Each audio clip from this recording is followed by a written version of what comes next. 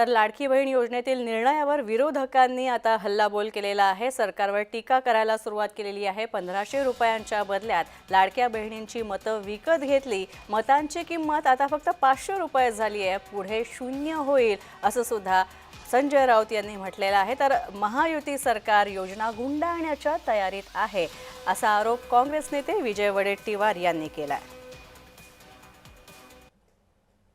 ज्या लाडक्या बहिणींकडून 1500 रुपयांच्या बदल्यात मतं विकत घेतली, तर त्या मतांची किंमत आता 500 वरती आलेली आहे। उद्या ती शून्यावरती येईल। या राज्याची आर्थिक परिस्थिती अत्यंत गंभीर आहे।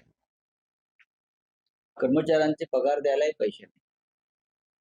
देवेंद्र फडणवीस यांनी किती मोठ्या वल्गना कराव्या,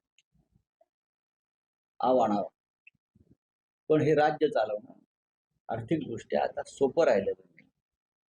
ज्यावेळेस ही योजना लागू केली त्यावेळेस सरकारची बुद्धी भ्रष्ट झाली होती का? सरकारची बुद्धीला लकवा मारला होता का? मतासाठी त्यावेळेस सरसकट निर्णय घेतले, मतं घेतली, आणि आता मात्र यांची या योजना गुंडाळण्यासाठी किंवा तिजोरीवरचा ताण कमी करण्यासाठी अशा प्रकारच्या कृत्या लढवणं हे निंदनीय आहे असं मी मानतो।